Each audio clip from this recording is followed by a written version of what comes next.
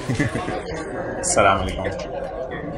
आपका आना मुबारक हो और ऑनलाइन वालों का घर में रहना भी मुबारक हो।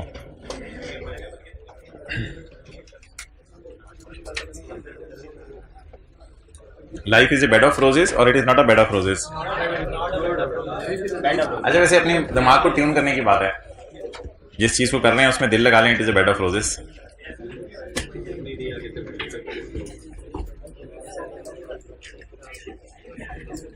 अच्छा, टेस्ट की ज़रूरत कर लेते हैं पहले, आज वाला टेस्ट। वैसे देख लेते हैं ना क्या आया उसमें। इसकी दुम की तरह।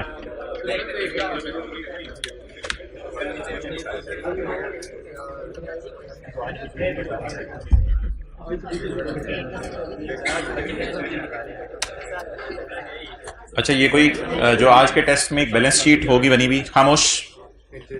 ये कोई 2-3 होंगी, कोई सऊदी किंग को पैसे दे देंगे, शेयर दे देंगे, कोई कंटिजेंट कंसिडरेशन होगी। फिर उसके बाद इस एडजस्टमेंट को थोड़ा मैंने चेंज किया लास्ट टाइम के टेस्ट की बनस्बत। फिर उसके बाद ये इन ट्रांजिट की एडजस्टमेंट बड़ी मजे की होगी। इन ट्रांजिट की एडजस्टमेंट तो हाँ 10 एडजस्टमेंट है सवाल में। डिविडेंड की भी एडजस्टमेंट है, फिक्स एसेट के बेचने की भी है। तो ये अच्छी रिवीजन आपकी हो जाएगी। और कहाँ से काटना है मिलियन? एडजस्टमेंट नंबर एक्सेलेंट यार, कौन बोला है ये एडजस्टमेंट? हाँ ₹15,000 है यार। अच्छा, कौन है यार ये, कौन बोला है? एक्सेलेंट यार। यार ये टेस्ट में ना जो कॉपी हो रहा है, कोई ऑफिस वाला बंदा बैठा ही नहीं हुआ, इसको ₹15,000 कर दीजिएगा और बाकी तो ठीक है। अच्छा ठीक है जी, आगे चलते हैं। और 2 इसमें एमसीक्यूज होंगे तो ऑनलाइन में सही तरीके से अपलोड होगा। सोल्यूशन इसका ये पड़ा है, ये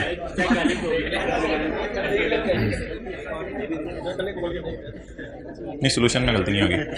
ओके, सोल्यूशन में मैंने जनरल एंट्रीज डाल दी हैं जहां जहां आपको मसला आ सकता था, ताकि सोल्यूशन अपलोड होते वो समझ आ जाए। अच्छा, क्योंकि पिछले टेस्ट में बड़ा पॉजिटिव रिस्पांस आया IFRS 8 दिखाने की वजह से, टेस्ट बहुत से लोगों ने जाके टेस्ट दिया है जो नहीं भी देते थे, तो बड़ा पॉजिटिव रिस्पांस आया टेस्ट दिखाने का। तो इंशाल्लाह ICAP का पेपर भी आप देख लेंगे किसी दिन। भाईजान मैं फोटो कॉपी करा के बांट देता हूँ, इससे भी ज्यादा मोटिवेट होंगे आप। Page number 653, question number 27।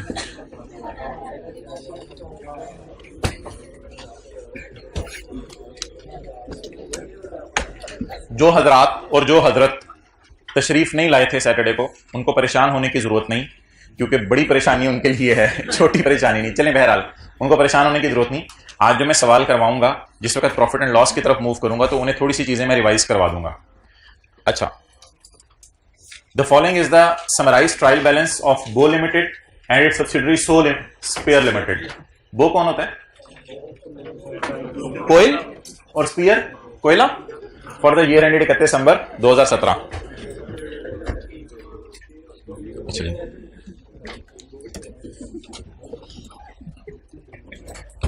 Cell, cost of sale, operating expenses, other income और टैक्स एक्सपेंस। इनको मैं काट रहा हूं ट्रायल में, क्योंकि ये मैंने P&L बनाते हुए देखने हैं।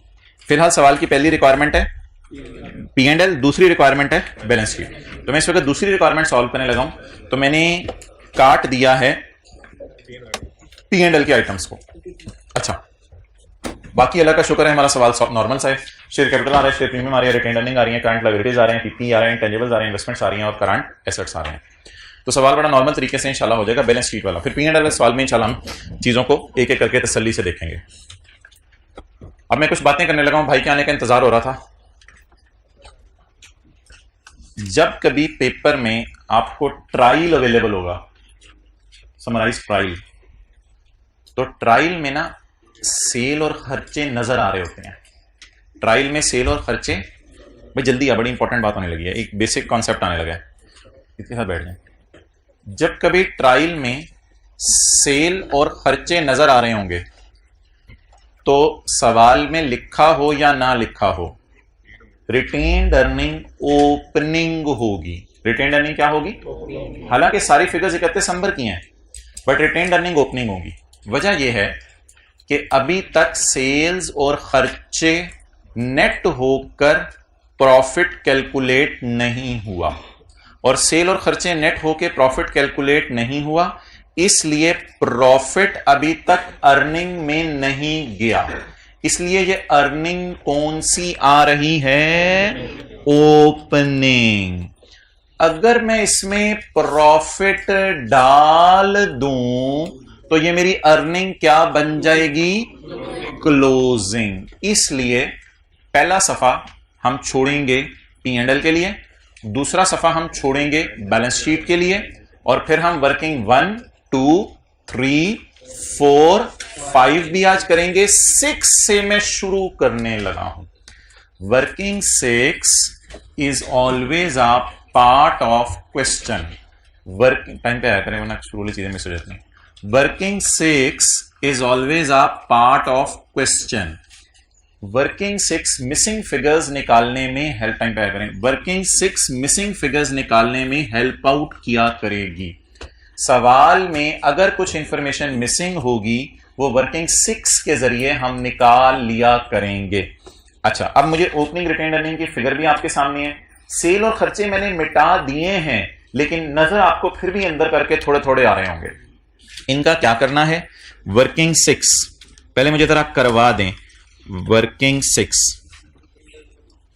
पेरेंट और subsidiary. Working 6 is a calculation of missing figures. It is a part of question. Working 6 करने से पहले आपने कोई एडजस्टमेंट नहीं करनी। वर्किंग 6 में अनएडजस्टेड फिगर्स पोस्ट होती हैं।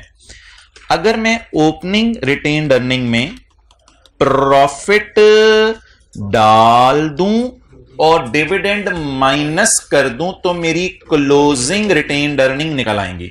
जरा ट्रायल से मुझे देख के बताएं, ओपनिंग रिटेन्ड अर्निंग कितनी है पेरेंट की? 4586 और सब्सिडरी की 1032। बड़ी आसान सी कैलकुलेशन होने लगी है। अच्छा, प्रॉफिट्स मुझे बताएं, पेरेंट के प्रॉफिट्स और सब्सिडरी के प्रॉफिट्स। प्रॉफिट सवाल में अवेलेबल नहीं है, मुझे आप कैलकुलेट करवाएं। पेरेंट की मुझे सेल बताएं 10354, कॉस्ट ऑफ सेल 6510, आगे क्या आ रहा है? Operating expenses 1426, other income add होगी, ऐड 700 और टैक्स एक्सपेंस कितना? 806। आप तशरीफ ले जाएं, यहां से घर में अंदर तक कुछ लोग आ गए हैं। ठीक है जी, आप बता दें पी का प्रॉफिट 2312। जरा एस की सेल बताएं। 7992। ये एस की सेल है, ये एस की कॉस्ट ऑफ सेल है, ये खर्चे हैं, ये खुशियां हैं, ये भी खर्चे हैं।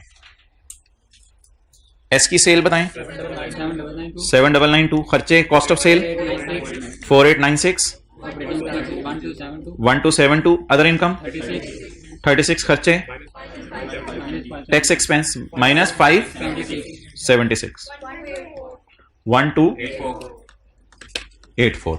सवाल में डिविडेंड नहीं है। क्लोजिंग रिटेन्ड अर्निंग यानी 31/12/2017 की निकाल लें। 1 जनवरी 17 की जरा देखिएगा, यकम जनवरी 17 की क्वेश्चन में अवेलेबल थी, और क्लोजिंग मैंने कैसे निकाल ली? बैलेंसिंग। ओपनिंग रिटेन्ड अर्निंग में प्रॉफिट डालें 982316। इसे कहते हैं सवाल शुरू करने से पहले तैयारी करना।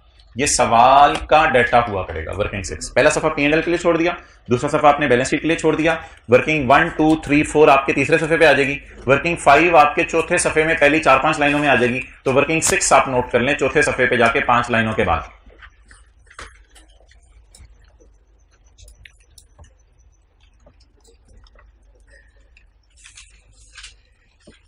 ये क्या बनाया है मैंने? सेपरेट फाइनेंशियल स्टेटमेंट में statement of changes in equity का रिटेन्ड अर्निंग का कॉलम। कुछ समझ आई बात? सेपरेट फाइनेंशियल स्टेटमेंट्स में statement of changes in equity का रिटेन्ड अर्निंग का कॉलम। शेयर कैपिटल के कॉलम की मुझे जरूरत नहीं है।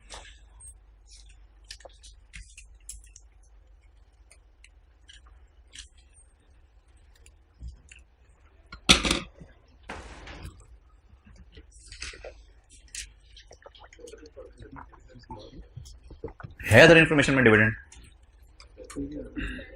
जी इंशाल्लाह इसको मैं टेकअप करूंगा। डिविडेंड है लेकिन इसको मैं इंशाल्लाह टेकअप कर लूंगा।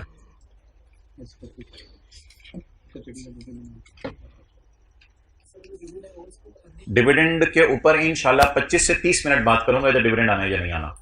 कोई सवाल ना पूछें इस बारे में। तकरीबन 25 से 30 मिनट बात करूंगा इस पर डिविडेंड आने या नहीं आना। आज और कल मिला के कोई आधा पौना घंटा बात होगी, यहां डिविडेंड आने या नहीं आना।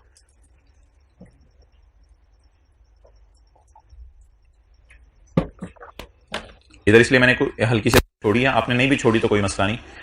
एक चीज यहां मैं लिखवा दूंगा आपको।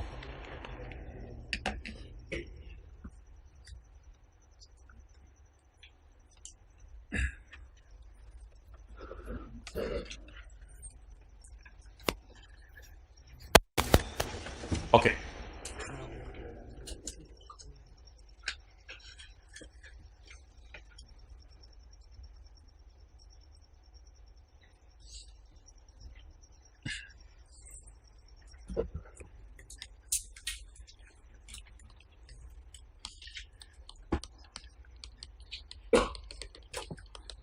पेपर में आया करेंगे जी P&L एंड बैलेंस शीट के मिक्स क्वेश्चन। तो इसमें हम क्या करेंगे, सबसे पहले हम प्रिपेयर किया करेंगे वर्किंग 6। इसमें हम कौन सा कॉलम बनाया करेंगे, रिटेन्ड अर्निंग का कॉलम बनाया करेंगे। लेकिन ये जो वर्किंग 6 करेंगे ये होगी एज पर अकाउंटेंट। क्या मतलब, इसमें कोई एडजस्टमेंट्स वगैरह करेंगे कंसोलिडेशन की, या जो अकाउंटेंट ने हमें डेटा दिया हुआ है उसी की बुनियाद पे कर देंगे? जो अकाउंटेंट के डेटा की बुनियाद पे हम करेंगे। बड़ी इंपॉर्टेंट बातें हो रही हैं पेपर में। जब P&L बैलेंस शीट का मिक्स क्वेश्चन आएगा, सबसे पहले हम प्रिपेयर किया करेंगे वर्किंग 6, और वर्किंग 6 में कौन सा कॉलम बनाया करेंगे, रिटेन्ड अर्निंग का कॉलम बनाया करेंगे, P का भी और S का भी। इसके बाद हम बनाएंगे consolidated statement of financial position. क्या करके, डबल एंट्रीज करके कंसोलिडेटेड बैलेंस शीट बनाया करेंगे। इसमें हम किया करेंगे वर्किंग 1, 2, 3 और 4। इसमें हम 4 वर्किंग्स किया करेंगे डबल एंट्रीज करके, हर फिगर की डबल एंट्री करेंगे। इसके बाद हम बनाया करेंगे consolidated statement of comprehensive income. जब बैलेंस शीट टैली हो जाएगी, फिर हम बनाया करेंगे consolidated statement of comprehensive income. लेकिन ये हम करेंगे सिंगल एंट्री के जरिए, हम डबल एंट्रीज नहीं करेंगे, क्योंकि ऑलरेडी बैलेंस शीट बन चुकी हुई है। जैसे मैं आपको मिसाल दूं, डेटा डेबिट सेल क्रेडिट, तो अगर P&L बना रहे हैं तो खाली सेल बुक कर दें, बस कोई मसला नहीं। और अगर बैलेंस शीट बना रहे हैं तो डेटर भी डेबिट करें, रिटेन्ड अर्निंग को भी बढ़ाएं। Listen again what I have said. एक और एंट्री ले मिसाल के तौर पे, depreciation expense debit asset credit. अगर बैलेंस शीट बना रहे हैं तो डेप्रिसिएशन एक्सपेंस को CR या SRE में डेबिट कर दें और एसेट को PPE के मुंह पे क्रेडिट कर दें, अगर बैलेंस शीट बना रहे हैं। लेकिन अगर P&L बना रहे हैं तो सिंगल एंट्री प्रोसेस चलें, क्योंकि बैलेंस शीट आपकी बन चुकी है, तो सिंगल एंट्री प्रोसेस चलें। कोई फाइनल अकाउंट टाइप सवाल नहीं होगा। फाइनल अकाउंट के सवाल आप लोगों ने शायद किए हो FR 1 में, डेटर डेबिट हो रहा होता था, P&L के मुंह पे सेल क्रेडिट हो रही होती थी। इस तरह नहीं लेके चलना आपने सवालों को। आपने पहले क्या बना देनी है, जब बैलेंस शीट बन के आप फारिग हो जाएगी, तो आपको आदत पड़ी हुई बैलेंस शीट बन के फारिग हो जाएगी, तो फिर क्या बनाना है, P&L। अब मैंने आपको मिसाल दी है डबल एंट्री और सिंगल एंट्री में फर्क क्या है। अगर एक एंट्री है डेप्रिसिएशन डेबिट एसेट क्रेडिट, तो बैलेंस शीट बनाते हुए डबल एंट्री पोस्ट करें, CRE SRE को वर्किंग जो भी 2 और 3 है उसमें रिकॉर्ड करें और PPE के मुंह पे क्रेडिट कर दें, बस डबल एंट्री पूरी होगी। लेकिन जब आप P&L बना रहे होंगे, आप दोबारा डबल एंट्री करने की जरूरत नहीं। क्यों? अब आप सिंगल एंट्री कर दें डेप्रिसिएशन डेबिट, तो P&L में जाके एक्सपेंसेस में क्या डाल दें, डेप्रिसिएशन। तो इंशाल्लाह बनाएंगे आज। इसमें एक वर्किंग करनी पड़ेगी आपको, वर्किंग 2 सब्सिडरी की एज ऑन अर्निंग्स को छेड़ती है। एक वर्किंग करनी पड़ेगी वर्किंग 5, वो सब्सिडरी के प्रॉफिट्स फॉर द ईयर में, और वही एंट्रीज होनी है जो वर्किंग 2 में होनी है। वर्किंग आप 5 दोबारा क्यों करनी पड़ी है, क्योंकि हम स्क्रैच से दोबारा सवाल सॉल्व कर रहे हैं। P&L के लिए हम नए सिरे से सॉल्व किया करेंगे, बैलेंस शीट वाला सवाल खत्म हो जाएगा। और वर्किंग 2 और 5 एक जैसी होंगी। वर्किंग 2 में एज ऑन टाइप एडजस्टमेंट्स होंगी सब्सिडरी के प्रॉफिट्स में, और इसमें for the year type adjustments होंगी। तो this will be our approach. लेकिन एक बात याद रखिएगा, वर्किंग 6 जब कर रहे होंगे तो वर्किंग 6 इस तरह सॉल्व करनी है जिस तरह के किसने सॉल्व की है, अकाउंटेंट ने। यानी कोई एडजस्टमेंट आपने नहीं करनी, अनएडजस्टेड फिगर। देखिए अभी सवाल में मैंने एडजस्टमेंट पढ़ी भी नहीं थी, लेकिन मैंने वर्किंग 6 कर दी। वर्किंग 6 का ऑब्जेक्टिव क्या होगा, वर्किंग 6 का ऑब्जेक्टिव होगा, कभी क्लोजिंग रिटेन्ड अर्निंग मिसिंग होगी, कभी ओपनिंग रिटेन्ड अर्निंग मिसिंग होगी, उसको हमें निकालना होगा। अच्छा, अब सवाल के अंदर प्रिकॉशन क्या होगी, precaution if opening RE is given, तो I need at step 2 closing RE. What should I do? If opening RE is given, I need at step 2 closing आ रही, तो क्या करूं? डू हाँ, डू वर्किंग 6। इससे फायदा क्या हो जाएगा? क्लोजिंग आ रही मेरी, जब क्लोजिंग आ रही मेरी निकल आएगी तो मैं इस काबिल हो जाऊंगा कि आप कंसोलिडेटेड बैलेंस शीट, इसलिए मैंने वर्किंग किया है। और profit and loss statement form में बनाने की जरूरत है, या प्लस माइनस करके भी प्रॉफिट आफ्टर टैक्स नहीं कर सकता है? प्लस माइनस करके भी प्रॉफिट। तो प्रिकॉशन ये है कि if opening R is given, I need at step 2 closing आ रही। अगर किसी को याद नहीं आ रहा मुझे क्यों क्लोजिंग आ रही चाहिए, तो याद करें वर्किंग 2 में क्लोजिंग आ रही होती थी और वर्किंग 3 में भी क्लोजिंग आ रही होती थी, जो बैलेंस शीट के मुंह से उठाते थे। तो वो दो फिगर्स के बगैर मेरा बैलेंस शीट का सवाल ही नहीं सॉल्व हो सकता। सो आई नीड क्लोजिंग आ रही। अब जरा ट्रायल पे नजर मारें, कौन सी आ रही गिवन है? अब जो लेट आए उनको बात समझ आ गई। कौन सी आ रही गिवन है? ओपनिंग। और इस साल के प्रॉफिट्स का डाटा अलग से अवेलेबल है। तो अगर मैं ओपनिंग आ रही में इस साल के प्रॉफिट्स डाल दूं, तो अगर मैं ओपनिंग आ रही में इस साल के प्रॉफिट डाल दूं तो कौन सी आ रही आ जाएगी? क्लोजिंग आ रही। डन। अब जी ये नोट कर लें,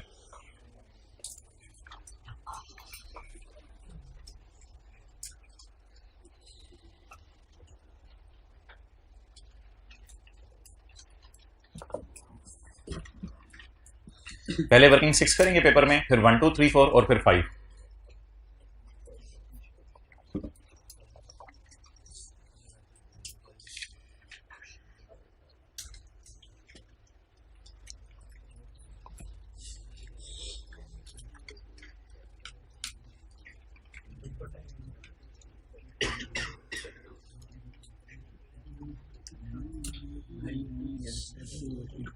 If opening RE is given, I need at step 2 closing RE. So do working 6.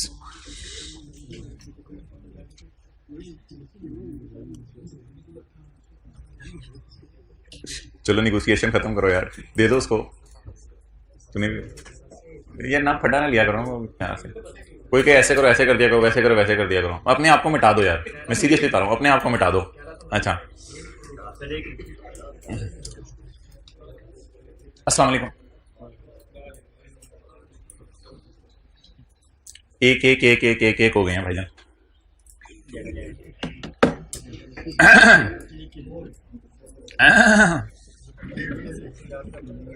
हाँ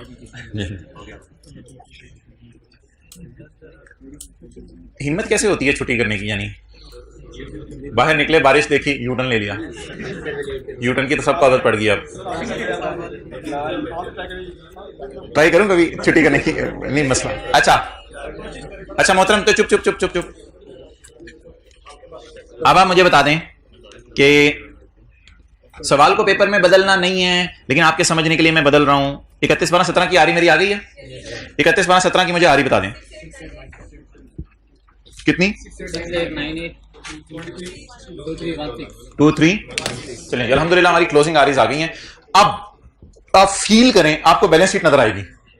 share capital, share premium, retained earning, current liabilities, PP, intangible investments and current assets. ये balance sheet है और इसके नीचे ये क्या है? एडजस्टमेंट्स है। तो कोशिश करता हूं मैं 20 मिनट में आज बैलेंस शीट का सवाल टैली हो जाए, क्योंकि बैलेंस शीट के सवाल में तो वही घिसी पिटी एडजस्टमेंट्स आई हुई हैं, इनको तो करने की आपको आदत पड़ी हुई है। जल्दी से बैलेंस शीट का फेस बना दें जी। सवाल में ये अगर चीजें सवाल में ना आती तो हम प्रॉफिट ना निकाल पाते। तो इन चीजों ने फिलहाल प्रॉफिट निकालने में हेल्प की है। थोड़ी देर बाद ये चीजें हेल्प करेंगी सवाल की दूसरी रिक्वायरमेंट सॉल्व करने में, जो असल में पहली है consolidated statement of comprehensive income. तो फिलहाल हमने इनको टिश्यू पेपर की तरह इस्तेमाल करके फेंक दिया, लेकिन इंशाल्लाह थोड़ी देर बाद उसी टिश्यू पेपर को हम उठाएंगे। अच्छा जी, parent consolidated statement of comprehensive income for year ended 31/12/17।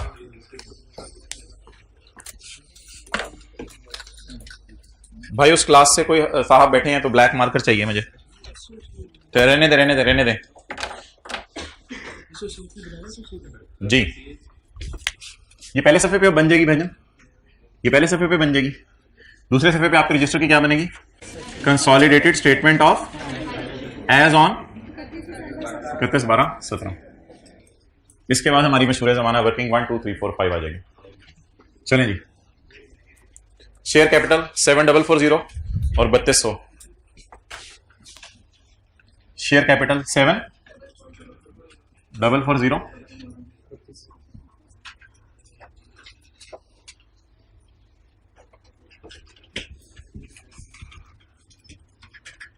32 दफा 100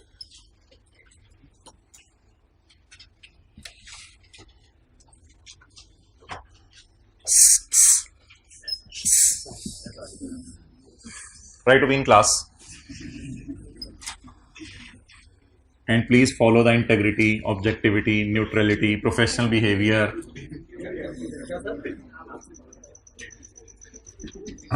I am feeling you are feeling intimidation threat. Okay. So if I give some incentive, you will also feel self-interest threat.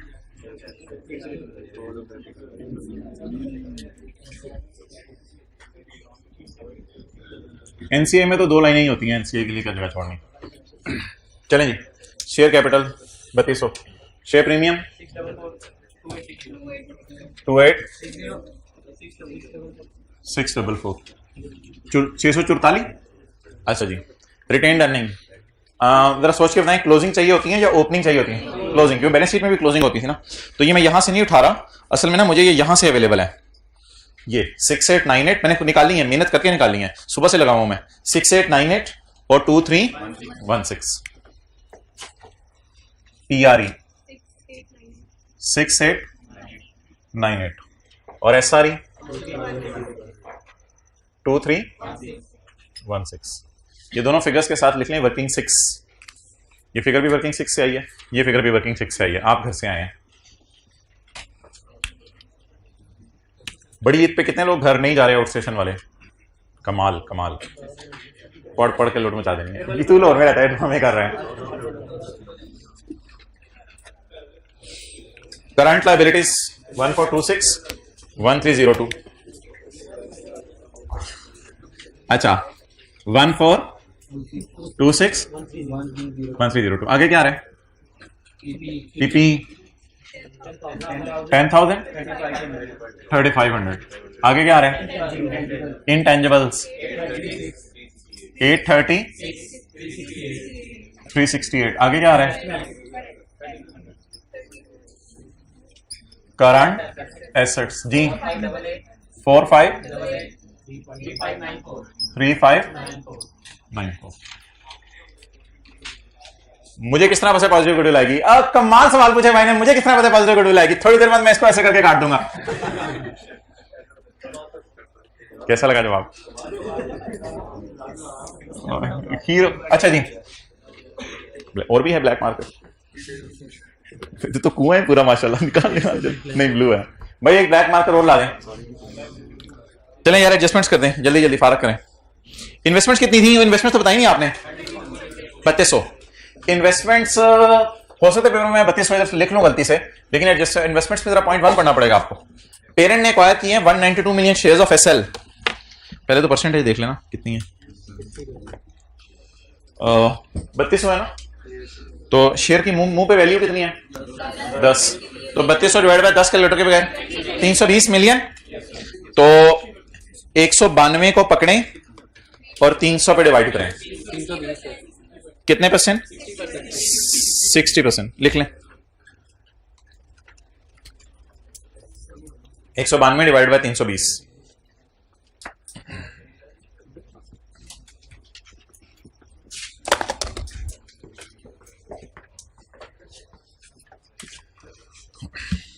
यार ये क्या चक्कर है?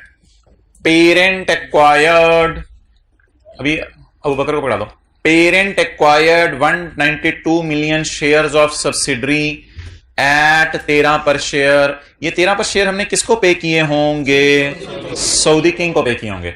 हमने उससे कहा होगा भाईजान आप ब्रीफ केस में क्या लाए हैं? उसने कहा होगा ब्रीफ केस में मैं जो है वो छोटे छोटे मेंढक लाया हूं। डरा रहे हैं। ब्रीफ केस में आप क्या लाए हैं? कहते ब्रीफ केस में मैं सब्सिडरी के शेयर्स लाया हूं। कितने शेयर्स लाए हैं आप? 192। एक कितने का बेचेंगे हमें? उसने कहा 13 रुपए का बेचूंगा। इस तरह एक दफा होमवर्क में एडजस्टमेंट दी हुई थी। कितना? 2496। अब मैं क्या करूं? 2496 में मैंने सब्सिडरी को खरीदा और मेरी इन्वेस्टमेंट्स 3200 आ रही हैं। अब बाकी कोई अदर इन्वेस्टमेंट्स होंगी मेरी। तो अब आपकी क्या है? अगर 2496 में मैंने सब्सिडरी को खरीदा है और सवाल कह रहा है मैंने 3200 की इन्वेस्टमेंट्स की हुई है, तो प्रोबेबली मेरी कोई और भी इन्वेस्टमेंट्स हैं। तो इसको मेरे ख्याल से हम ऐसे शो करते थे कि यहां पर हम इन्वेस्टमेंट्स लिख देते थे, अल्लाह करे अब नेगेटिव ही आए गुडविल। अच्छा, यहां पे हम इन्वेस्टमेंट्स लिख देते थे, कितनी 3200 और माइनस 2496। ये कहां चला गया जी? वर्किंग वन में। पेपर में शो कर दीजिएगा, घर वाले तो शो करने नहीं देते, पेपर में आप शो कर दीजिएगा 192 into rupees 13 2496। These are investments. Okay, चलिए आगे। BL Mayers NCI at fair value on the date of acquisition the market price of the SL share was 11 पर शेयर। अच्छा, ये एक दफा हमने आपसे बात की थी कि हमें 13 रुपए का मिला शेयर, वैसे बाजार में शेयर 11 रुपए का मिल रहा है, इस वजह से कि हम बाजार से शेयर खरीद नहीं सकते।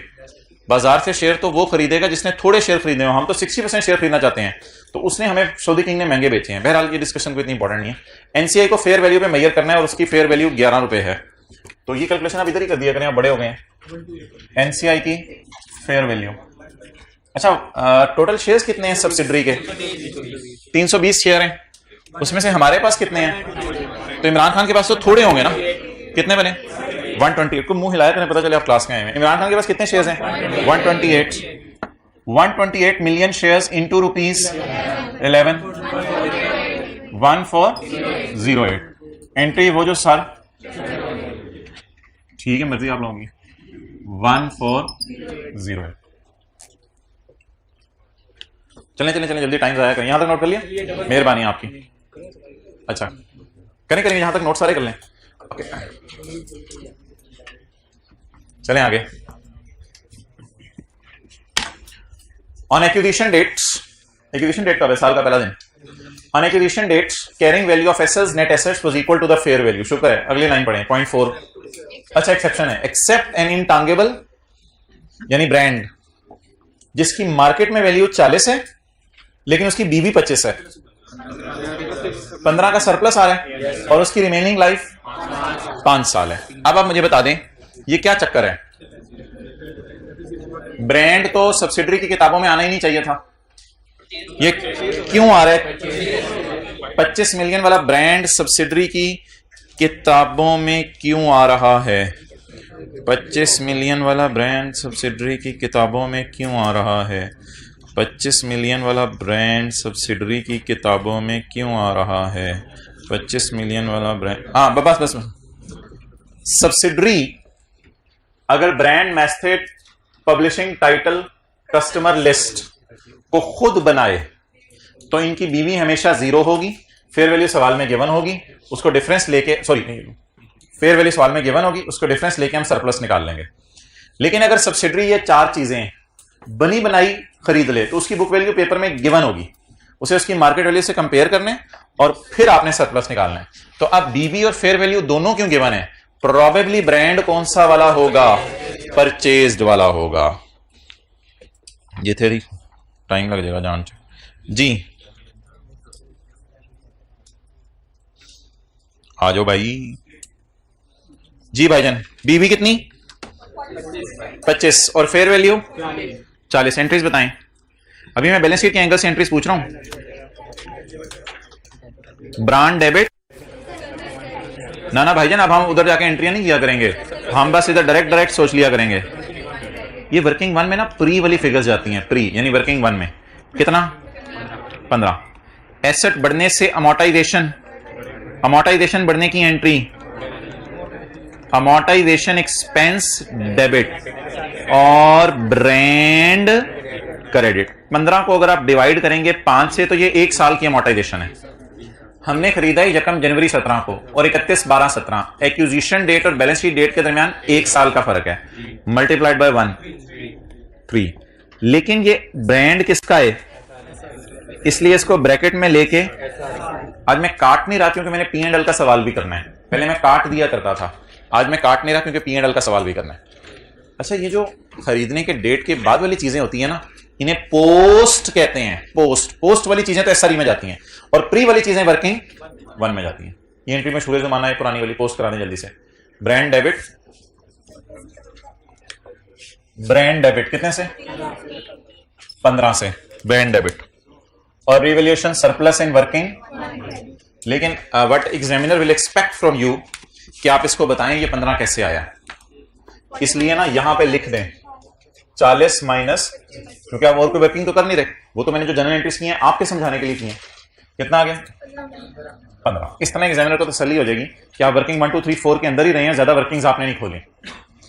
और दूसरी एंट्री बता दें, डेप्रिसिएशन डेबिट और ब्रांड क्रेडिट। डेप्रिसिएशन डेबिट और ब्रांड क्रेडिट। अमोर्टाइजेशन एक्सपेंस, ये भी आपने यही निकालना है। 15 डिवाइडेड बाय 5 इंटू 1 साल। इसकी भी आपने वर्किंग नहीं करनी, यही कर दिया करना। 15 डिवाइड, प्री की जगह नहीं छोड़ी, प्री की जगह नहीं छोड़ी, हद होती है वैसे, प्री की जगह नहीं छोड़ी। टिश्यू पेपर उसको दिखा दो दूर से। अमोर्टाइजेशन, ये हर वक्त फैसलाबादी मूड में क्यों होते हैं आप लोग? 3 और 3 अमोर्टाइजेशन। कौन कौन फैसलाबादी? ओके चलें जी, आगे चलें। Try to be professional. आपस की ट्रांजैक्शन ड्यूरिंग द ईयर वाले फॉलोस। S2P 60 10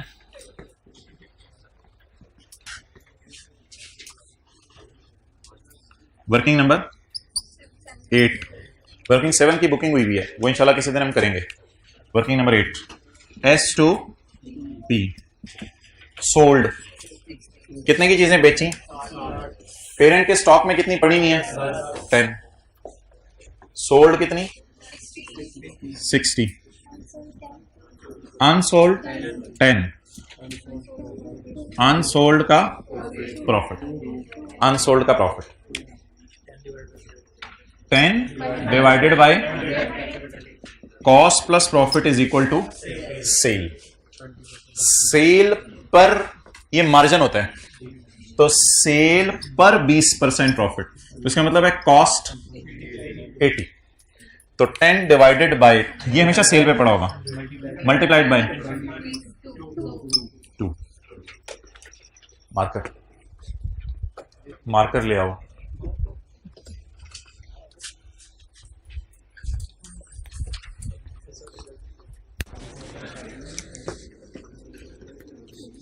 आप सारे अच्छे बच्चे हैं, पता नहीं कभी छुट्टी में कर लेते हैं।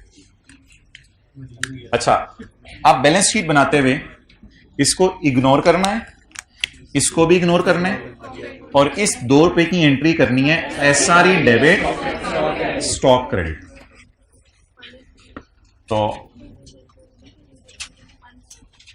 S2P SRE debit stock credit.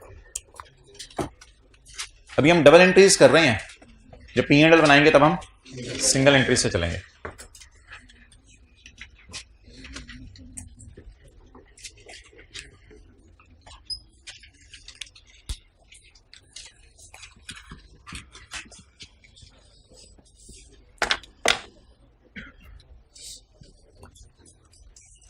SL ने अनाउंस किया डिविडेंड 1.5 रुपए, 1.5 रुपए। जब बिजनेस शुरू हुआ था तो शेयर होल्डर घर से कितने रुपए लाया था?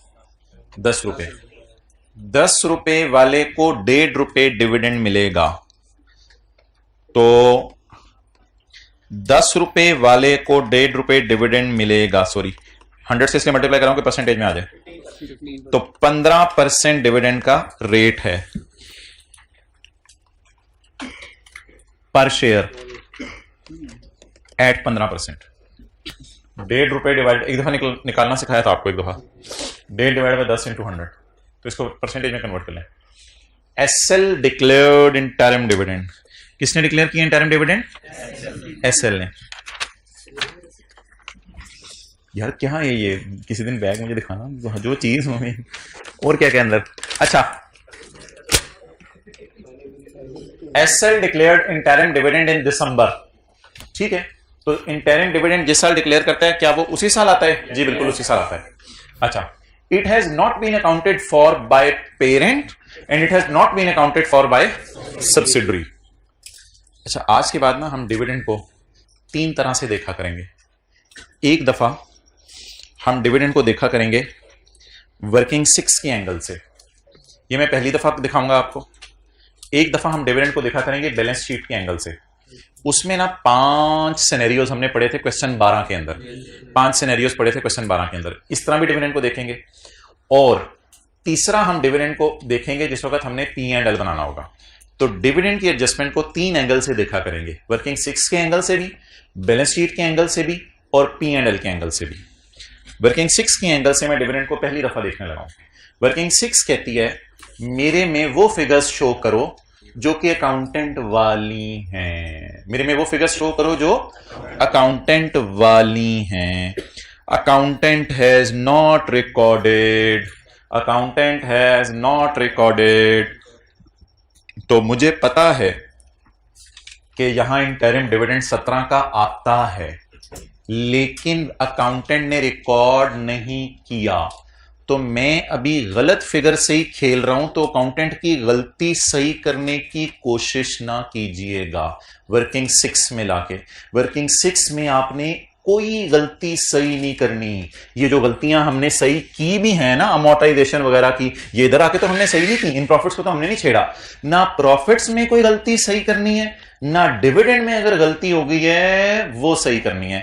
मुझे पता है कि यहां पर इंटरिम डिविडेंड आता है 2017 का, लेकिन मैं ये लिख कर काट देता हूं क्योंकि मेरे अकाउंटेंट ने रिकॉर्ड नहीं किया। तो ये क्लोजिंग आरीज गलत है। अब मैं डिविडेंड को बैलेंस शीट के मुंह पे रिकॉर्ड कर देता हूं। इंशाल्लाह मेरे अकाउंटेंट की गलती सही हो जाएगी, उसकी आपको टेंशन लेने की जरूरत नहीं है। वो गलती अकाउंटेंट से होगी हमारे, वो मैं इंशाल्लाह भी आपको सही करके दिखा देता हूं, लेकिन मैं बैलेंस शीट के मुंह पे सही करूंगा। ये जो वर्किंग 6 है ये हमेशा आपने बनानी है एज पर अकाउंटेंट ने सेल गलत रिकॉर्ड की हुई है, वो गलत शो कर दें यहां पे।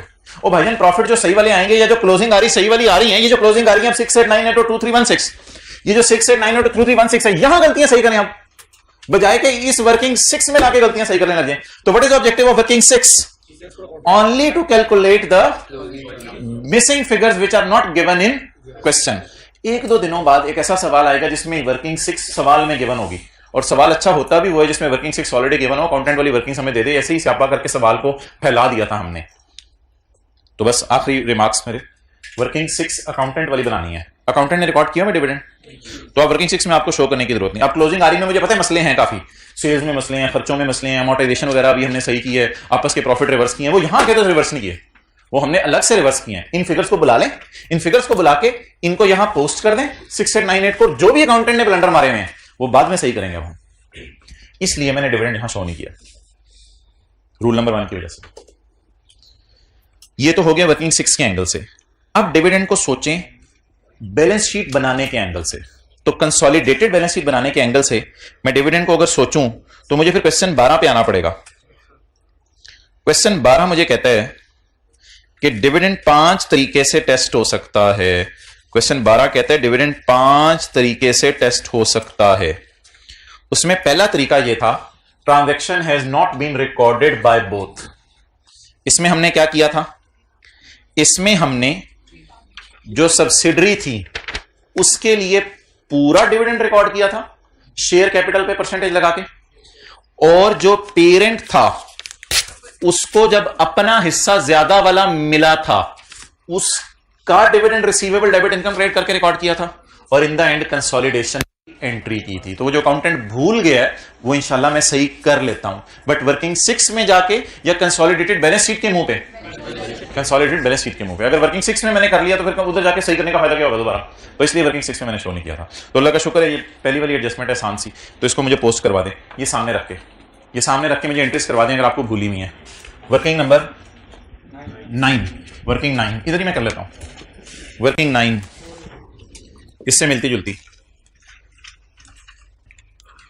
वर्किंग 9 सबसे पहले एस की बुक्स में मुझे बताएं, मैंने डिविडेंड अनाउंस करना है, एस की बुक्स में अनाउंस करने की एंट्री होनी है, और पी की बुक्स में एक्सेलेंट अर्न करने की एंट्री होनी है, और इन द एंड एक एंट्री होनी है फॉर पर्पस ऑफ कैंसलेशन। पहली एंट्री फुल डिविडेंड से होगी, पी को फिर अपना हिस्सा मिलेगा, और कैंसलेशन फिर मैं आपको बता दूंगा किससे होगी।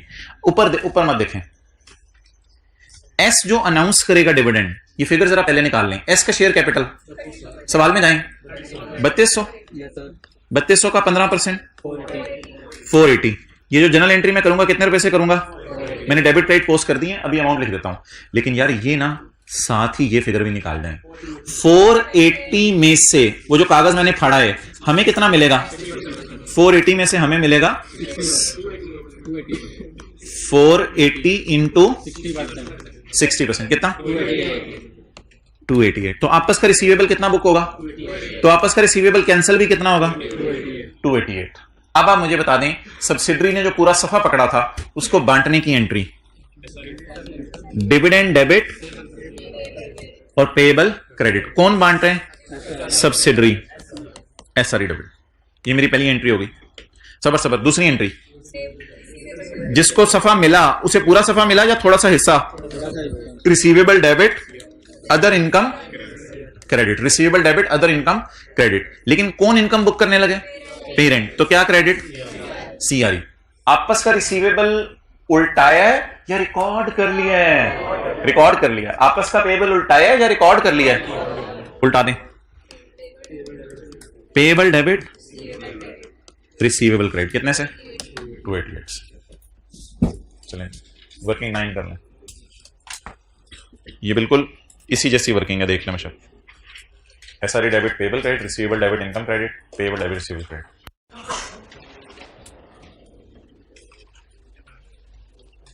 हाँ जी,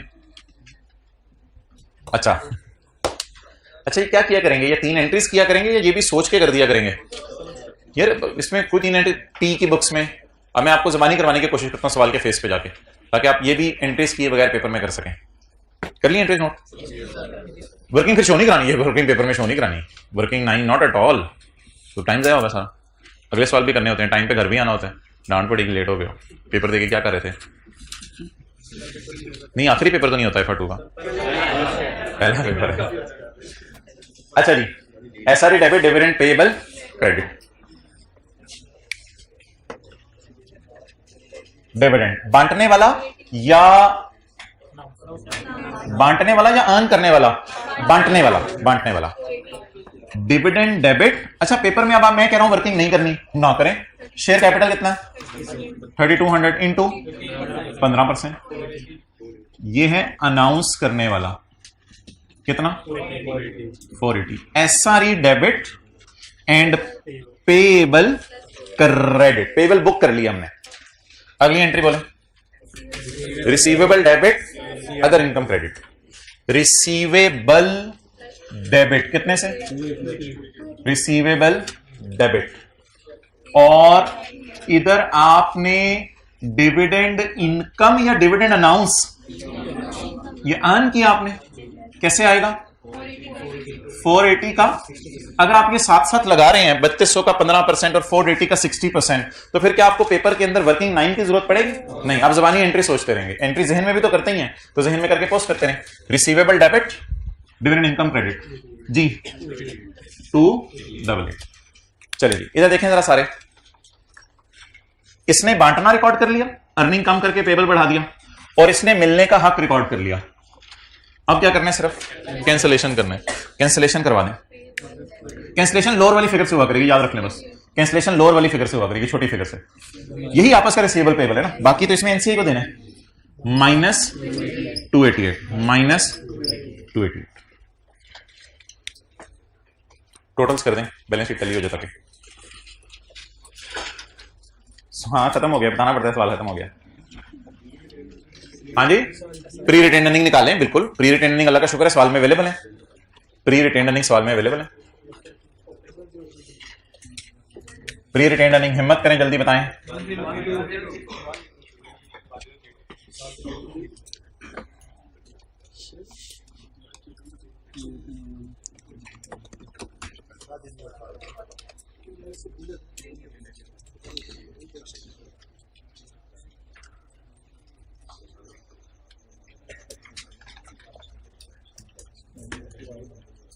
ये मैं वर्किंग 9 जरा लाके यहां कहीं फेंक दूं। अच्छा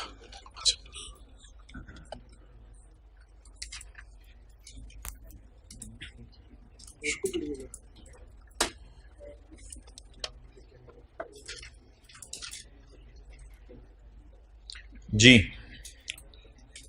प्री रिटेंड अर्निंग देख लें कितनी है। BL acquired share of SL1 यकम जनवरी 17। ये देखें इधर, यकम जनवरी 17 वाली तो अवेलेबल थी, मैंने तो मिटा के सवाल करने के लिए 6898 लिख दी थी। यकम जनवरी 17 वाली चाहती मारे ना, P के नीचे चाहती नहीं मारनी, आपने S की रिटेंड अर्निंग ढूंढनी है। कितनी है? 1032। चाहती मार के इसे फिर दोबारा छुपा दें। अच्छा P बोलें 1032। चलें जी टोटल्स कर, आपको हम डब्बे में ले लें 4891। गुडविल नेगेटिव आ रही है। अच्छा फिलहाल इसको CRE लिख दें, लेकिन ब्रैकेट में ना अदर इनकम लिख दें। फिलहाल CRE लिख दें, ब्रैकेट में अदर इनकम लिख दें। कितनी? Double entry double entry double entry. ये वाला अकाउंट डेबिट और इधर आपकी नेगेटिव गुडविल। कितनी? 987। ये डबल एंट्री होगी। डन। टाइम कितना जाया हो रहा है? बैलेंस शीट का सवाल रिवाइज हो रहा है। ओके चलें, वो आपको भूल ना जाए कहीं।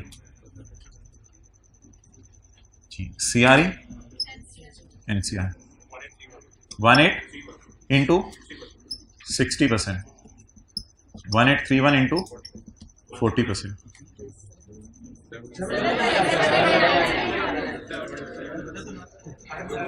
अच्छा ठीक है, लेकिन हौसला 799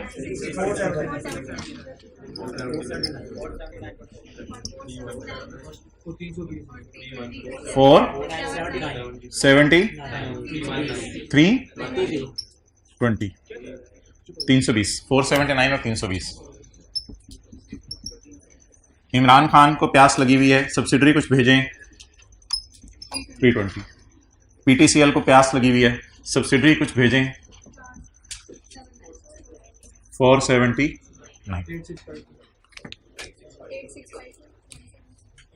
Tear it down 8652 1728।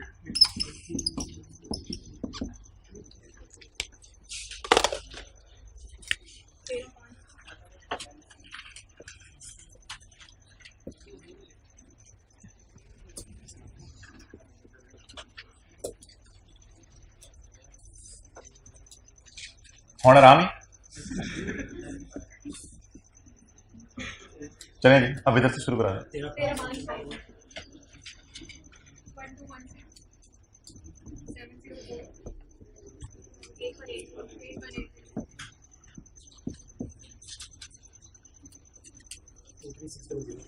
23600 2920 23600। ये करने के बाद पेपर में हम 1-2 सेकंड की ब्रेक लेंगे, हमारी बैलेंस शीट बन गई। अल्हम्दुलिल्लाह वगैरह पढ़ के पेपर में ब्रेक लेंगे और पेपर में बैठे बैठे हाइब्रिड क्लास में जाएंगे।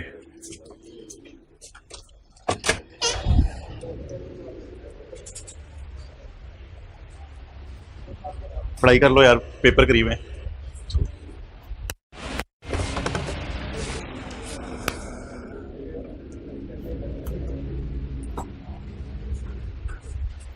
लेक्चर ले रहे हैं भाई।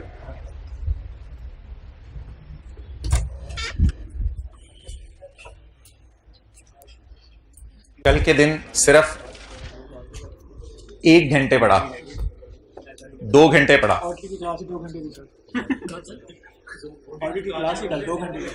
किस 3 घंटे पढ़ा, 4 घंटे पढ़ा, 0 घंटे पढ़ा। यार खड़े हो जाओ यार, खड़े हो जाओ। You stand up, you stand up, you stand up, you please stand up, keep standing. क्या मतलब? यानी Sunday is a fun day.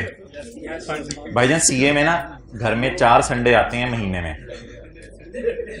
घर में कितने संडे आते हैं? 4 संडे आते हैं। हर संडे को आपने गले लगाना है। क्या? एक क्वेश्चन किया था, किस टाइम? दोपहर को या शाम को, यानी क्या सुबह 8 बजे से लेके, यार कैसे ऐसे, यानी पूरा दिन गुजर जाता है ऐसे। क्रिकेट का मैच चलता है। क्रिकेट का आई कैप का कोई कसूर नहीं, बैठ जाओ। ओके सो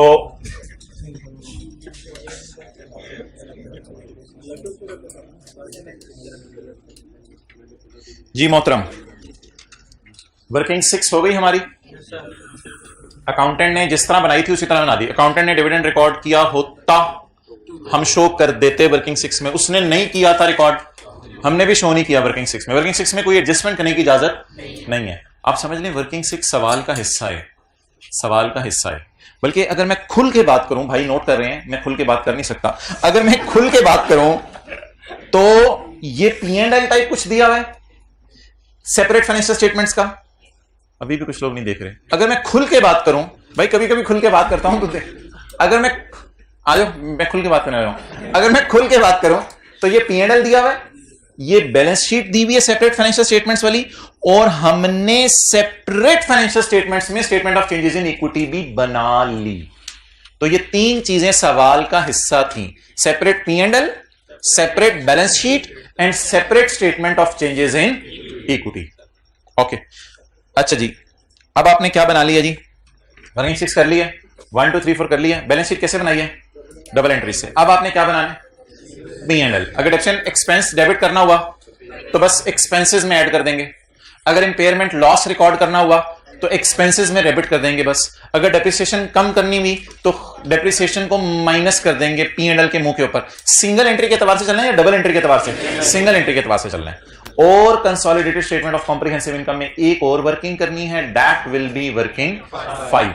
लेकिन फिलहाल मैं जरा वर्किंग को साइड पे रखने लगा हूं और consolidated statement of comprehensive income का मुंह बनाने लगा हूं सिंगल एंट्री अप्रोच के जरिए। लेकिन सिंगल एंट्री तो एडजस्टमेंट्स की होनी है, पहले जरा अनएडजस्टेड फिगर्स देखकर आप इनको मुझे पोस्ट करा दें।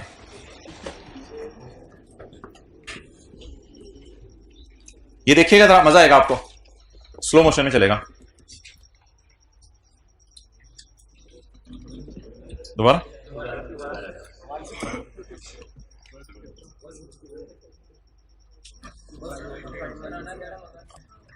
वो छोड़ो बस।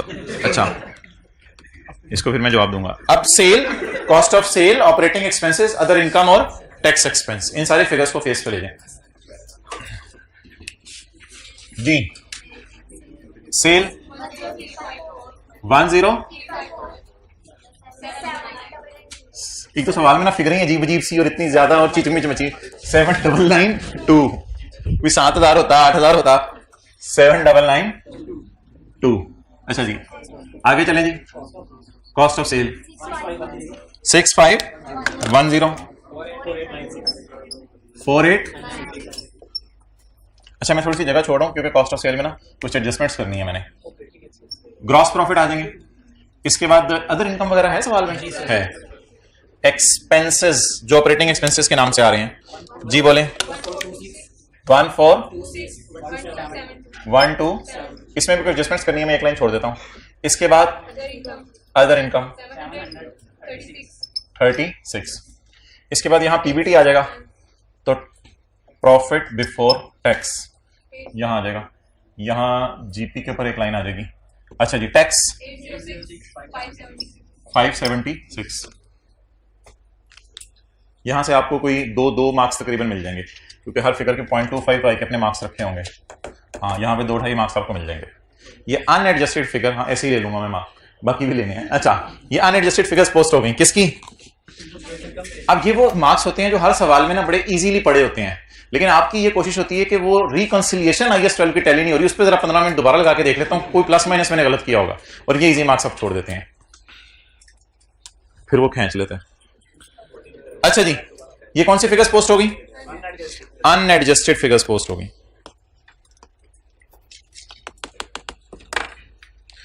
Alt F4,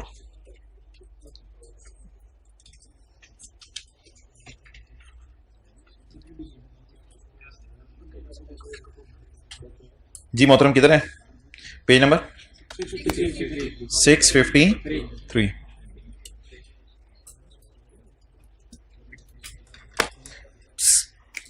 ऑल ऑल ओ इधर एडजस्टमेंट्स को हाथ फेर लें, इन्हें हम पोस्ट करने लगे हैं। आवाज नहीं आ रही, ताकि शकी मार लें एडजस्टमेंट सब P&L के एंगल से। जिस वक्त मैं ये दो एडजस्टमेंट्स पोस्ट करूंगा उसके बाद मेरी मिसाल के तौर पे वर्किंग 1 होगी, तो इन दोनों एडजस्टमेंट्स को पोस्ट करके वर्किंग 1 होगी, तो मुझे आया करेगी अदर इनकम।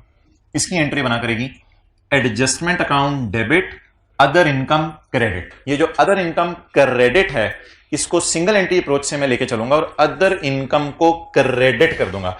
अब बताएं, इनकम बढ़ानी है, अदर इनकम क्रेडिट, तो प्लस 987। डबल एंट्री की टेंशन नहीं लेनी, हमारी बैलेंस शीट टैली है, डबल एंट्री की टेंशन नहीं लेनी। मैं सिर्फ क्या बना रहा हूं, P&L सिंगल एंट्री अप्रोच से बनाऊं या डबल एंट्री सिंगल एंट्री। खुशी अदर इनकम में ऐड होनी चाहिए या माइनस होनी चाहिए, ऐड होनी चाहिए। ये कोई कंसोलिडेशन की एडजस्टमेंट नहीं है जो कैंसिल करनी है, ये तो हमें सब्सिडरी के खरीदने पे खुशी हो रही है जो रिकॉर्ड करनी है। तो अदर इनकम क्रेडिट लें जी। अब इसके शायद आई कि अपने 1 मार्क्स रखा हो या आधा मार्क्स रखा हो, तो यहां पे कैलकुलेशन करने का अलग मार्क्स होगा और यहां पे फेस पे लाने का अलग मार्क्स होगा। तो ये जी हमारी पहली एंट्री होगी। चलें जी आगे चलें। इसको सामने रखकर एसेट डेबिट P&L छोड़ें, वर्किंग 1 छोड़ें, वर्किंग 1 तो 5 का हिस्सा नहीं है ना, वर्किंग 1 अलग है। Asset debit surplus in working 1 credit, तो it has nothing to do with P&L। और ये ना कहिएगा कि ये कोई OCI टाइप चीज आ गई है और इसको सरप्लस को OCI में डालें। मैंने आपको बताया था ये सरप्लस आर्जी तौर पे आते हैं और ये सारे अकाउंट्स कैंसिल हो जाते हैं, कोई अकाउंट फेस पे नजर नहीं आता बैलेंस शीट के, सारे अकाउंट कैंसिल होकर गुडविल छोड़ जाते हैं बस। तो इसलिए ये ना सोचिएगा ये कोई OCI टाइप चीज है। चलें जी, ये बैलेंस शीट टाइप चीज है, ये वर्किंग 1 में कैंसिलेशन में चली गई, ये P&L टाइप चीज है और ये बैलेंस शीट टाइप चीज है। आप बता दें, मैंने सिर्फ तीनों में से, चारों फिगर्स में से सिंगल फिगर उठानी है और उसको expense debit, expense debit, expense debit, expense debit, expense debit. Amortisation बढ़ाने से एक्सपेंसेस बढ़ जाएंगे। अच्छा एक चीज देख लिया करें, क्या ला रहे हैं और कहां पोस्ट कर रहे हैं। अमोर्टाइजेशन रिकॉर्ड करने से अर्निंग कम हो गई थी। क्या ला रहे हैं, अमोर्टाइजेशन ला रहा हूं, कहां ला रहे हैं, अर्निंग में, तो अर्निंग तो कम होगी ना। क्या ला रहे हैं, अमोर्टाइजेशन ला रहे हैं, कहां ला रहे हैं, खर्चों में ला रहे हैं, ये तो हमारे ब्रो हैं फिर, तो खर्चों में ला रहे हैं तो अमोर्टाइजेशन का खर्चा डेबिट। और वैसे भी यार इंट्रो की क्लास में डेप्रिसिएशन डेबिट करते थे तो खर्चों में डाल देते थे, तो खर्चों में डाल दिया ना डेबिट। ये ना कहिएगा खर्चा खर्चे में प्लस क्यों हो रहा है, फिर क्लास के बाद प्रिंसिपल रूम में चित्रोल नहीं है, खर्चा खर्चे में प्लस क्यों हो रहा है। Okay done, done, done. अब ये जो एडजस्टमेंट है, जिन्होंने सैटरडे की क्लास मिस की है उनके लिए मैं ये एडजस्टमेंट रिवाइज नहीं करवाऊंगा, बस इसका रूल ऑफ थंब बता दूंगा, रूल ऑफ थंब बता दूंगा और आपके लिए भी वही है। किसने बेचा, सब्सिडरी ने, सब्सिडरी ने अपनी सेल में डाल दी होगी ये फिगर और पेरेंट ने अपनी परचेज में डाल दी होगी। इस तरह मैंने कहा था सोचना है आपने, सब्सिडरी ने सेल में डाल दी होगी, पेरेंट ने परचेज में डाल दी होगी। अब मैं ना तस्वीर का दूसरा रुख आपको दिखाने लगा हूं और इस एडजस्टमेंट को P&L के एंगल से लेकर चलने लगा हूं। अब तस्वीर का दूसरा रुख इधर मैं शो करने लगा हूं। P&L में इस एडजस्टमेंट को कैसे लेके चलना है, सारे चेहरे शरीफ ऊपर देखें। ये जो 60 रुपए हैं इसको क्रॉस नहीं करना, इसे यूज करना है। जैसे जो हजरात सैटरडे को नहीं आए थे, जैसे डेटर क्रेडिटर बैलेंस शीट के मुंह पे कैंसिल करते थे ना, ऐसे इधर सेल परचेज कैंसिल किया करनी है।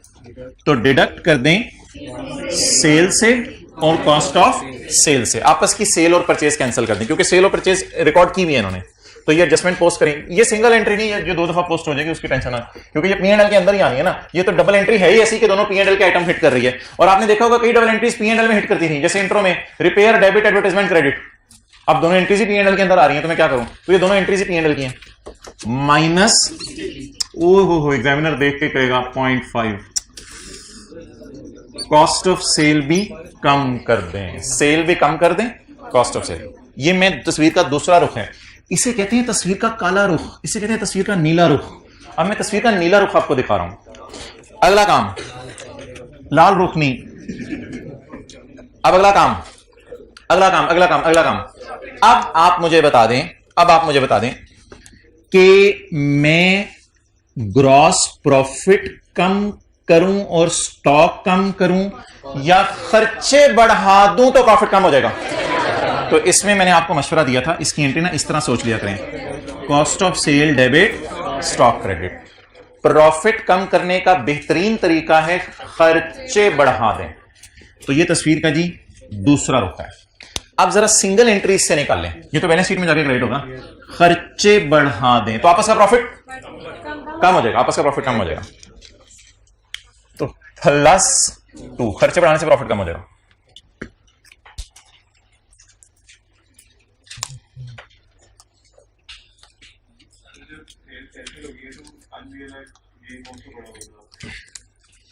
सेल कैंसिल हो गई है तो अनरियलाइज गेन कौन सा पड़ा हुआ है जो आपने छेड़ा है?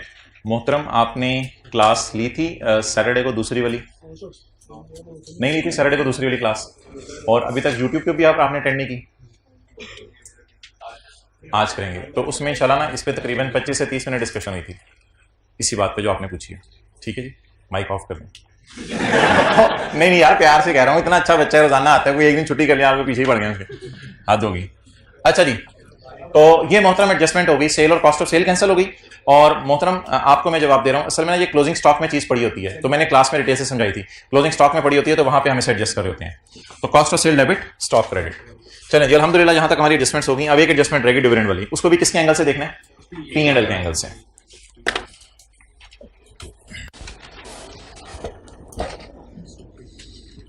मोहतरम,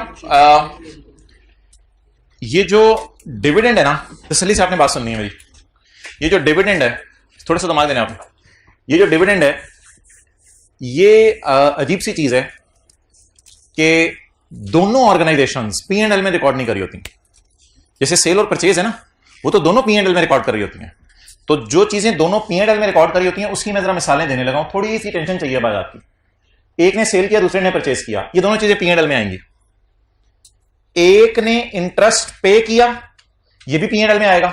दूसरे ने इंटरेस्ट रिसीव किया, ये भी P&L में आएगा। एक के इंटरेस्ट एक्सपेंस में, दूसरे के अदर इनकम में।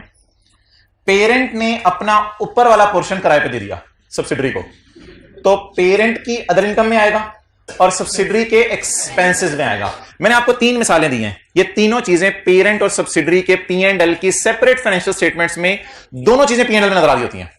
उसके खर्चों में नजर आ रहा होता है, एक इनकम में नजर आता है। डिविडेंड ऐसी चीज है कि डिविडेंड कभी भी बांटने वाला खर्चों में शो नहीं करता कि सब्सिडरी ने डिविडेंड बांटा है तो खर्चों में डेबिट। ऐसे ही है ना ड्राइंग वगैरह, एक होता है अनाउंस और एक होता है अर्न। एक क्या होता है? अनाउंस। तब तो मुझे भी पता चल गया, मुझे निकाल लें खुद ही। अच्छा, एक होता है अनाउंस और एक होता है अर्न। ये जो सब्सिडरी जब डिविडेंड अनाउंस कर रही होती है ना, अनाउंस कर रही होती है सब्सिडरी, जब डिविडेंड क्या कर रही होती है? अनाउंस कर रही होती है। सब्सिडरी जब डिविडेंड क्या कर रही होती है? ये अनाउंस करना जाना चाहिए इसकी सेपरेट फाइनेंशियल स्टेटमेंट में, statement of changes in equity में। तो अनाउंस करना आपने कंसोलिडेटेड P&L के एंगल से नहीं सोचना। यानी जो ये वाली फिगर है ना, ये वाली फिगर 480 वाली, इसको आपने P&L के एंगल से सोचना ही नहीं, क्योंकि सब्सिडरी क्या कर रही है? अनाउंस कर रही है, अनाउंस कर रही है। अनाउंस करने वाला डिविडेंड को खर्चों में डालता है या statement of changes in equity में डालता है? मैंने आपको पैकेजेस की फाइनेंशियल स्टेटमेंट दिखाई थी, स्टेटमेंट ऑफ इक्विटी में डाल रहा था। तो अनाउंस करने वाला डिविडेंड कहां डालता है? Statement of changes in equity में। ये डिस्कशन मेरी सुन लें, डिविडेंड की डिस्कशन इंपॉर्टेंट है, ये कल दोबारा रिवाइज करानी है सारी। बांटने वाला डिविडेंड कहां डालता है? Statement of changes in equity में। अब जब पेरेंट को ये डिविडेंड मिलता है, पेरेंट को मिलता है तो 60% मिलता है। मिलने वाला P&L के मुंह पर अदर इनकम में डालता है। मिलने वाला P&L के मुंह में कहां डालता है? अदर इनकम में डालता है। क्लियर होगी ये बात? अब अगर कभी पेपर में उसने कह दिया कि इन्होंने डिविडेंड रिकॉर्ड कर लिया था, तो पेरेंट ने अदर इनकम में डाल दिया होगा, तो निकाल दीजिएगा आपस की इनकम होने की वजह से। आपस की इनकम होने की वजह से क्या कर दीजिएगा। लेकिन अगर पेपर में सवाल में कह दिया कि रिकॉर्ड नहीं किया पेरेंट ने, तो अल्लाह का शुक्र है इसने रिकॉर्ड नहीं किया। तो ऐसी सूरत में फिर टाइम जाया ना कीजिएगा, अदर इनकम में डालकर फिर निकाल रहे हों, वो तो बड़ा ऐसे अजीब सा फील होगा। बट करना चाहें तो आप कर भी सकते हैं, no problem at all. Okay, listen my discussion for the last time. फर्ज कर लें ये पूरा सफा है, फर्ज कर लें ये पूरा सफा है। सब्सिडरी का बांटना, सब्सिडरी का बांटना P&L के एंगल से पेपर में नहीं सोचना आपने। ये मेरी पहली बात मुकम्मल होगी, ये अनाउंस वाली बात होगी। एंट्रीज तो बैलेंस शीट में करवा दी है ना, बैलेंस शीट में तो ये आएगा, तो जो भी है। तो सब्सिडरी का बांटना P&L के एंगल से नहीं सोचना। सब्सिडरी ने जो बांटा उसमें अर्न किसने किया, पेरेंट ने इसका 60% अर्न किया। अब अगर पेरेंट ने इसका 60% अर्न किया तो इसे मिला, जिस तरह इसे इंटरेस्ट मिलता था तो ये इंटरेस्ट अदर इनकम में डाल देता था अगर सब्सिडरी से मिले। इसे यहां डिविडेंड मिला तो मिलना कहां डाले पेरेंट, अदर इनकम में डाले। मिलना कहां डाले पेरेंट, अदर इनकम में डाले। इट हैज नॉट बीन डाल, इट हैज नॉट बीन, उसने नहीं रिकॉर्ड किया। अब अगर उसने अदर इनकम में रिकॉर्ड नहीं किया तो करके माइनस कर दें आपस की ट्रांजैक्शन, या रिकॉर्ड ही ना करें, तो बेहतर है रिकॉर्ड ही ना करें। इस बात को ना आज सुन लें और सुन के जरा साइड पे रख लें, इंशाल्लाह इसको कल दोबारा करेंगे। तो इसलिए P&L के फेस पे मैं इसको नहीं लेके जा रहा, बल्कि ठीक है यहां पे आप टोटल्स करवा दें मुझे। वो 5 सिनेरियोज है ना, 5 में से आज एक डाला है हमने इधर, तो बाकी भी डालेंगे इंशाल्लाह। अच्छा, इसको हमने 3 एतबार से सोचा है बात को भाईजान, इसको हमने 3 एतबार से सोचा है। इसको वर्किंग 6 के एतबार से सोचा है, कंसोलिडेटेड स्टेटमेंट ऑफ फाइनेंशियल, मुझे फील हो रहा है इससे कंसोलिडेटेड स्टेटमेंट ऑफ, ये सारी डिस्कशन मुझे दोबारा करा दें। दोनों ने रिकॉर्ड नहीं किया, बैठ जाओ जरा, दोनों ने रिकॉर्ड नहीं किया तो ठीक है यार, नहीं रिकॉर्ड किया तो नहीं किया, हमारी बलास है, हमें तो कंटेंट वाली फिगर चाहिए। उसके बाद मैंने बैलेंस शीट में डाला, अल्लाह का शुक्र है वो तो पास, वो प्रैक्टिस का क्वेश्चन 12 था, वो सारी उसकी डिस्कशन थी, वो मुझे दोबारा करनी नहीं पड़ी। P&L के एंगल से मैंने कैसे सोचा, बांटने वाले ने बांटा वो तो सोचे ही ना, कौन बांट रहा है, सब्सिडरी, बांटे तू अपनी बला से, P&L के एंगल से नहीं सोचना। मिलने वाले को कितना मिला, 288, वो मिलने वाले ने रिकॉर्ड कर दिया या रिकॉर्ड नहीं किया। अगर रिकॉर्ड नहीं किया, एक मैं आपको मिसाल देता हूं, पेरेंट ने सब्सिडरी को चीजें बेची, दोनों रिकॉर्ड करना भूल गए, अल्लाह का शुक्र है हमें कैंसिल नहीं करनी पड़ेगी। पेरेंट ने सब्सिडरी को चीजें बेची, दोनों रिकॉर्ड करना भूल गए, ना उसने सेल में डाला ना इसने परचेज में डाला, क्या करें। शुक्र है कैंसिल करने की जरूरत नहीं है, लेकिन इधर क्या हुआ है, इधर भी ऐसा ही हुआ है।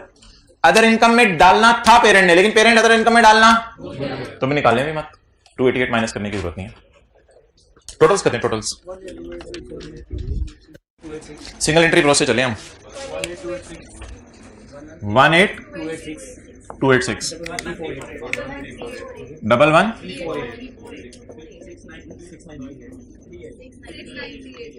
6938 27 1723 5960 138 4578। ये प्रॉफिट आफ्टर टैक्स आ गया, कंसोलिडेटेड प्रॉफिट आफ्टर टैक्स आ गया। अब असल में कुछ हज़रात सैटरडे को आए नहीं थे, इसलिए आप हज़रात ने जरा खामोश रहने में उनसे चंद सवाल पूछ लो।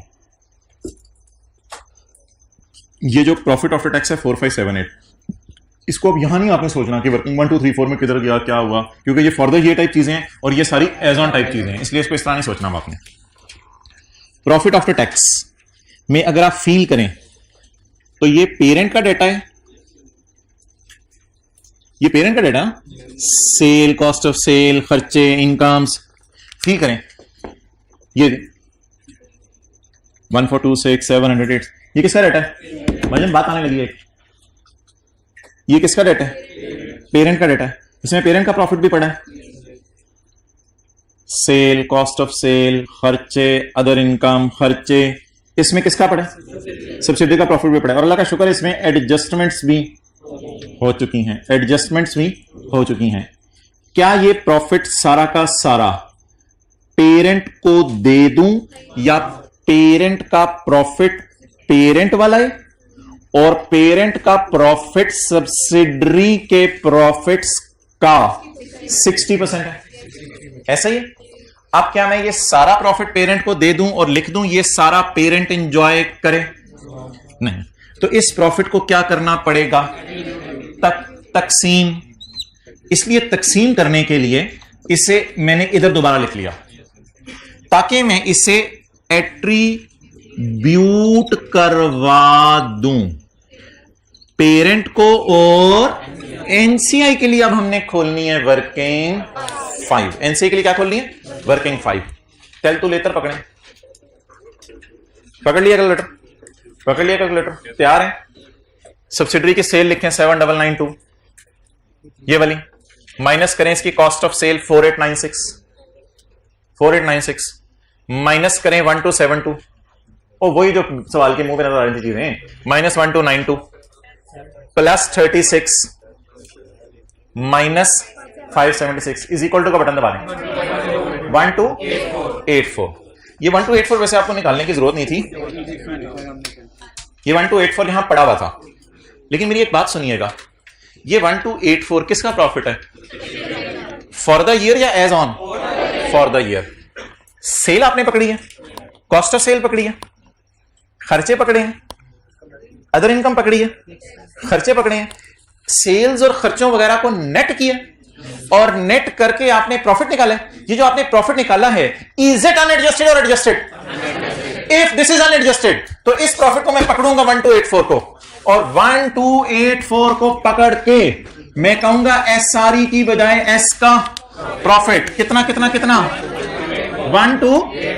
क्या 1284 के प्रॉफिट को मैं 40% एनसीआई को दे दूं या ये अनएडजस्टेड है? अब बच्चे ये पूछते हैं कि एडजस्टमेंट्स दोबारा क्यों कर रहे हैं? ओ भाईजान, दोबारा करनी पड़ेंगी एडजस्टमेंट्स मुझे सारी, इसलिए मुझे सारी एडजस्टमेंट दोबारा करनी पड़ेंगी कि इधर भी मेरा स्टार्टिंग पॉइंट अनएडजस्टेड था और मैंने ये एडजस्टमेंट्स की हैं, एडजस्टमेंट्स, ये एडजस्टमेंट की है, ये एडजस्टमेंट की है, ये एडजस्टमेंट की है, ये एडजस्टमेंट की है। इधर भी मेरा स्टार्टिंग पॉइंट अनएडजस्टेड फिगर्स थी, इधर भी मेरा स्टार्टिंग पॉइंट अनएडजस्टेड फिगर्स हैं। तो जब दोनों जगह मेरा स्टार्टिंग पॉइंट अनएडजस्टेड फिगर्स हैं तो आफ्टर एडजस्टमेंट्स ही बांटने है ना चीजों को, एडजस्टमेंट्स के बगैर तो नहीं बांटना।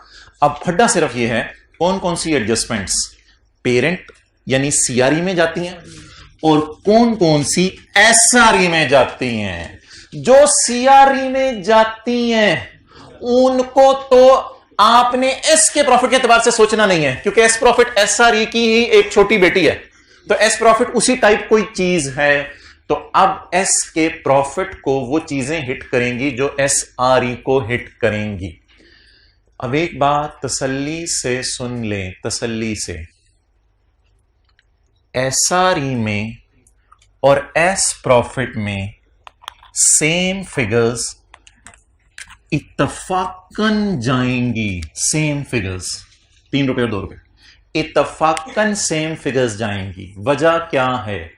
हमने सब्सिडरी को खरीदा है साल के पहले दिन, तो क्योंकि फॉर द ईयर प्रॉफिट भी उतने से ही हिट होगा और फॉर द ईयर अर्निंग भी उतने से ही हिट होंगी। अगर खुदा ना खास्ता सब्सिडरी को 3 साल पहले खरीदा होता तो यहां अमोर्टाइजेशन 3 सालों की 9 रुपए जाती और यहां सिर्फ 3 रुपए जाती। Profit for the year type चीजें हैं और एसआरई एज ऑन टाइप चीज है, ये एज ऑन टाइप चीज है। और अगली बात, डिविडेंड वगैरह कभी ना लेके जाइएगा खुदा के लिए। डिविडेंड एक statement of changes in equity type चीज है जो हम बैलेंस शीट के अंदर डाल रहे हैं, हम डिविडेंड को इसके प्रॉफिट में नहीं डाल सकते। क्लियर हो गया? अब ये तो एक झटका तरीका हो गया जो मैंने आपको बताया। मैं 1 बाय 1 एडजस्टमेंट्स को देखने लगा हूं। अच्छा, अब आप मुझे बता दें सर कितनवीं दफा सवाल होने लगा है? मैं बताता हूं कितनी दफा सवाल होने लगा है। पहली दफा मैंने इनको पढ़ा था वर्किंग 6 के एंगल से, वर्किंग 6 के एंगल से मैंने इसे डिविडेंड ढूंढना होता है। फिर मैंने एडजस्टमेंट्स को पढ़ा था बैलेंस शीट के एंगल से, फिर मैंने पढ़ा था बैलेंस शीट के एंगल से, फिर मैंने पढ़ा P&L का मुंह बनाने के एंगल से। अब मैं एडजस्टमेंट्स को दोबारा पढ़ने लगा हूं वर्किंग 5 के एंगल से। लेकिन अगेन मैं ये नहीं कहूंगा सारी चीजों को साथ साथ लेके चलें, बैलेंस शीट बना के टैली कर लें, P&L बना के टैली कर लें, और आने वाले दिनों में इतना आप कंफर्टेबल फील करेंगे कि आपको कोई मसला ही नहीं होगा। और मुझे S2P में वैसे मोटी मोटी एडजस्टमेंट बता दें एस प्रॉफिट में कौन सी आनी है, मैं आपको बता देता हूं जो इधर आती थी। Sale of stock S2P, sale of stock S2P, sale of fixed asset S2P, sale of fixed asset S2P, बोलते जाएं बस। आगे अगर अमोर्टाइजेशन एक्सपेंस रिकॉर्ड करना है तो इधर आएगा क्योंकि सरप्लस आया, और अगर लॉस था तो अमोर्टाइजेशन उल्टानी है तो वो इधर आएगी। 100% ऐसी वाली चीजें इसमें आनी है सिवाय डिविडेंड के, क्योंकि डिविडेंड एज ऑन टाइप चीज होती है, फॉर द ईयर नहीं होती कुछ। डिविडेंड को नहीं आप लेके जाते प्रॉफिट्स में, P&L में डिविडेंड कभी जाता ही नहीं। बांटने वाला डिविडेंड, ये बांटने वाला, तो बांटने वाले डिविडेंड का P&L से कोई ताल्लुक नहीं है, P&L खर्चों में तो नहीं आता, डिविडेंड खर्चों में तो नहीं आता। और एक और चीज आनी है, अगर NCI फेयर वैल्यू पे है तो इंपेयरमेंट लॉस इधर आता था, इंपेयरमेंट लॉस भी इधर आएगा। तो एस प्रॉफिट्स में क्या क्या चीजें जानी हैं जो SRE में जाती थी। SRE में एज ऑन जाती थी, एस प्रॉफिट में, लेकिन लकीली हमारे सवाल में खरीदे हुए भी साल हुआ है और हमारा ईयर भी प्रॉफिट फॉर द ईयर साल का ही है, तो दोनों इत्तेफाकन बराबर फिगर्स जा रही हैं। बट ये तरीका नहीं है इसके देखने का, इसका देखने का तरीका ये है। अच्छा जी, यहां से नेगेटिव गुडविल आ गई थी इस डेटा से, कितनी आई थी? 987। ये CRE टाइप चीज थी या SRE टाइप? जब ये CRE टाइप चीज थी तो it has nothing to do with SRE and it has nothing to do with S profit. तरतीब से चलते रहे। नेक्स्ट, ये जो एडजस्टमेंट हुई थी, इस एडजस्टमेंट की वजह से खर्चे बढ़ने से अर्निंग्स कम हुई थी। इसी तरह सोच लें, खर्चे बढ़ने से प्रॉफिट फॉर द ईयर भी तो कम होगा। आप ये ना कहिएगा सर ये 3 रुपए की एडजस्टमेंट इधर भी कर दी आपने, 3 रुपए की एडजस्टमेंट इधर भी कर दी आपने, 3 रुपए की एडजस्टमेंट इधर भी कर दी आपने। तीनों दफा मैं अनएडजस्टेड फिगर से चल रहा हूं, इसलिए मैं एडजस्टमेंट कर रहा हूं। चलें जी, 3 रुपए S2P वाला प्रॉफिट रिवर्स हो गया, अमोर्टाइजेशन 3 रुपए अमोर्टाइजेशन। चले, ये 3 रुपए SRE में जाता था और 7 आज के बाद किस में जाया करेगा? एस प्रॉफिट में। अगली एडजस्टमेंट पढ़े, S2P मैंने जानबूझ के S2P रखे, मैं P2S भी रख सकता था, सिर्फ S2P वाली। अब S2P बताएं इधर भी जाता है, इधर भी जाएगा S2P। कितने रुपए से? 2 रुपए से। कॉस्ट ऑफ सेल बढ़ रही है तो खर्चे बढ़ रहे हैं तो प्रॉफिट कम हो जाएंगे। S2P कितना? 2 रुपए। डिविडेंड के एतबार से हमारी डिस्कशन होगी, उसको छोड़ें। डिविडेंड्स ना वर्किंग 5 में कभी भी नहीं जाने, ना अर्न करने वाले ना बांटने वाले। बांटने वाले इसलिए नहीं जाने कि एस जब बांटता है तो प्रॉफिट्स फॉर द ईयर में नहीं जाते, वो तो स्टेटमेंट इक्विटी में जाते हैं। और मिलने वाले इसलिए नहीं जाने कि ए को मिलते हैं, ये तो एस का प्रॉफिट है। आप बता दें ये जो प्रॉफिट्स हैं क्या? अच्छा मुझे बताएं कि मैंने ये एक एडजस्टमेंट ये 2 रुपए वाली की थी, एक 3 रुपए वाली की थी, एक 987 वाली की थी। मैं 2 और 3 को लेके गया हूं, 987 को क्यों नहीं लेके गया यहां? क्योंकि ये CRE टाइप एडजस्टमेंट है और यहां कौन सी एडजस्टमेंट लेके जानी है? SRE type. अब इसको तकसीम कर दें, इसमें से CRE को कितना देना है इसको छोड़े, मैंने कहा था सिर्फ ये बता दिया करें NCI को कितना देना है। 1284 माइनस 3 माइनस 2 12 इंटू 512 किसको दे दें? NCI को। अब ये हमारे टोटल प्रॉफिट्स हैं, इसमें से अब ये है क्या 512? लॉजिक बताएं। एस के एडजस्टेड प्रॉफिट का 40%, एडजस्टेड प्रॉफिट का 40% इसको दे दें और बाकी बैलेंसिंग 4066।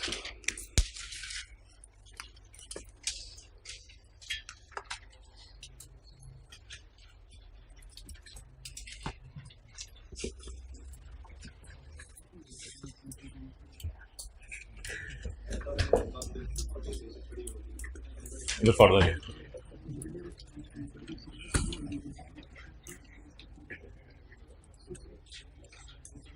जी भाई, हैंड रिटन पेज नंबर 7 निकाल लें। Hand written page number 7।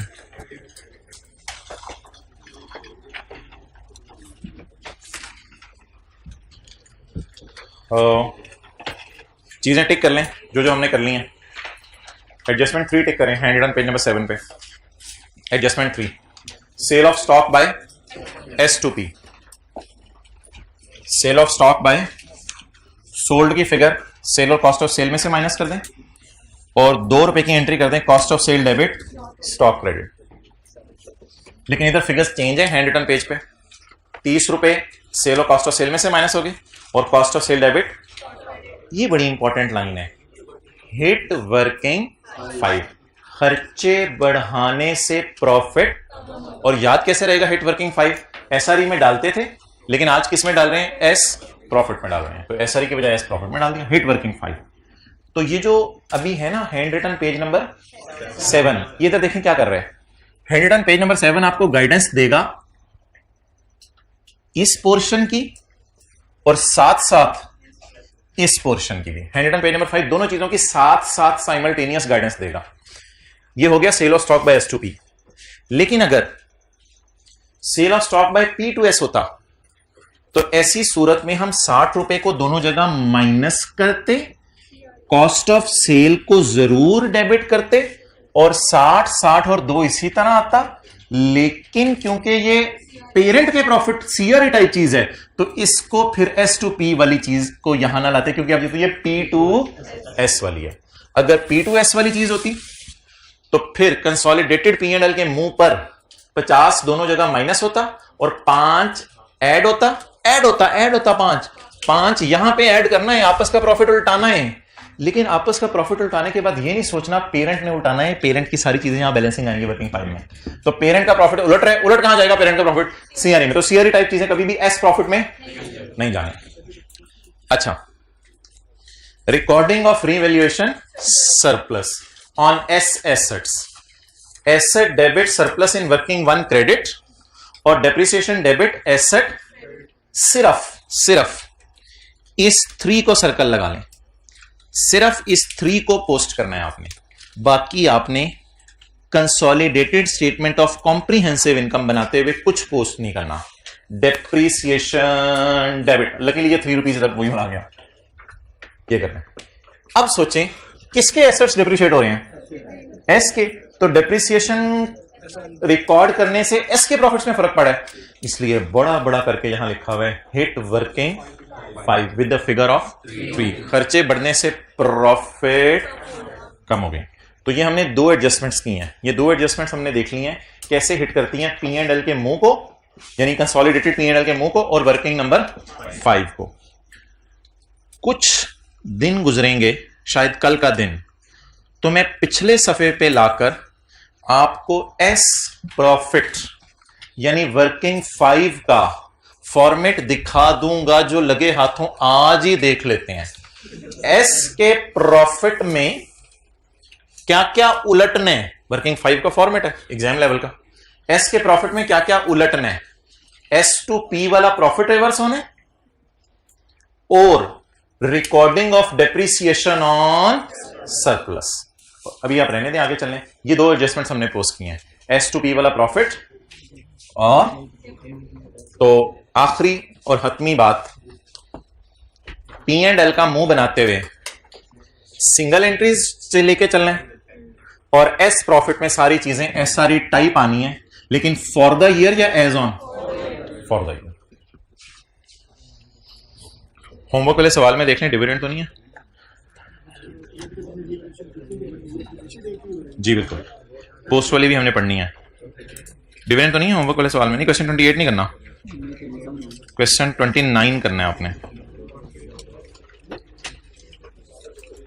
Question 29 का सोल्यूशन दिया होगा यार, नहीं दिया हुआ फिर तो ये, ओ हाँ, आज तो एक और सवाल है आपका होमवर्क में, पास्ट पेपर का क्वेश्चन 2, पास्ट पेपर का क्वेश्चन 2 बड़ा आसान सा सवाल है।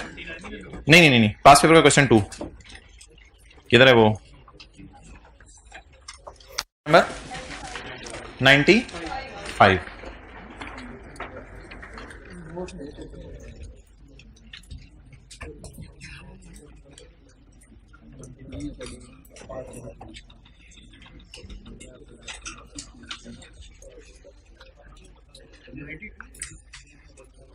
Page number 95।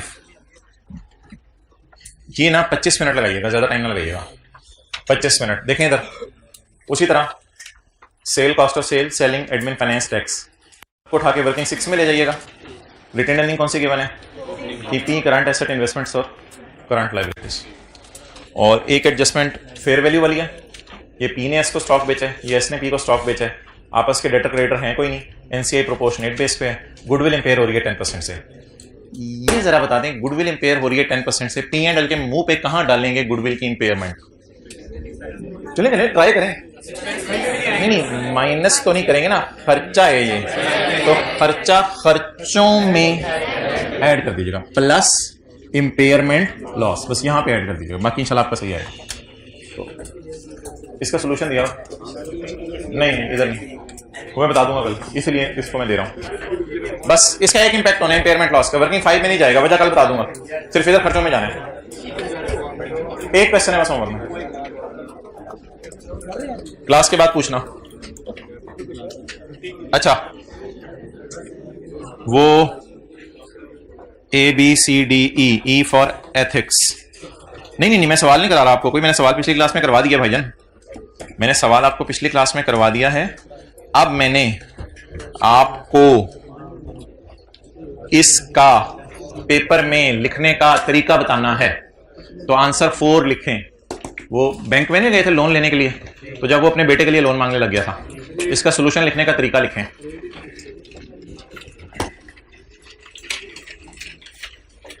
एथिक्स का सारा सॉल्यूशन क्वेश्चन के अंदर अवेलेबल होता है, जो सिनेरियो से लिंक करना होता है। बचपन में भी कहा जाता था बेटा सवाल के अंदर जवाब ढूंढो, टीचर मुझे नहीं नजर आ रहा, तुम चुपेड़, अब नजर आया, हाँ अब नजर आ रहा है मुझे।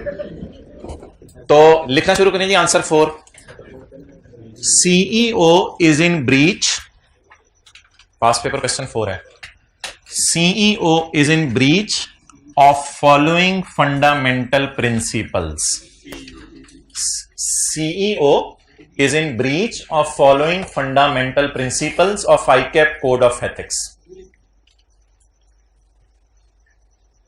आगे वो 2 नुक्ते लगाते होते हैं आप, 2 नुक्ते लगा दें, क्या कहते हैं उसे, कॉलन। अच्छा जी, पहली हेडिंग दें इंटेग्रिटी, कौन सी रिटी, इंटेग वाली रिटी।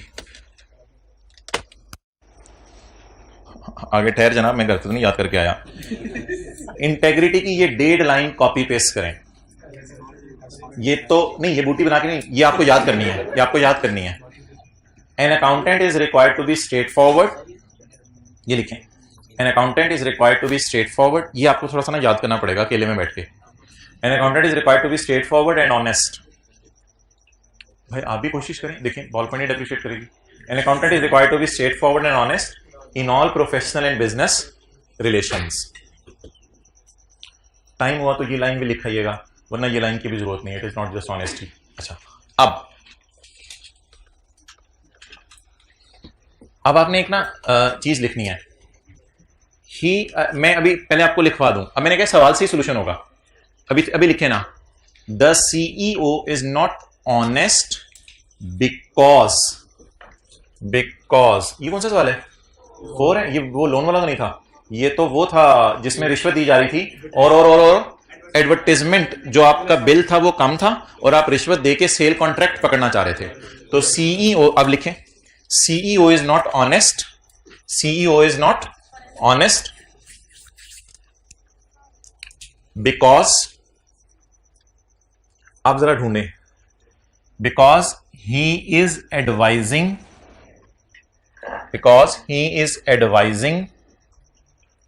to process the payment,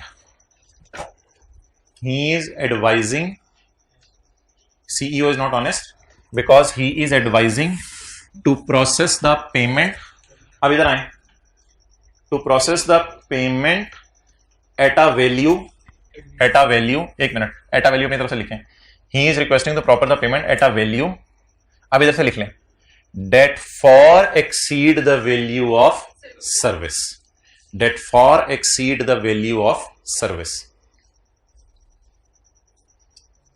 जी, क्यों नहीं इसके अंदर ऑनेस्टी थी, क्योंकि वो रिश्वत देने को कह रहा है, ठीक है।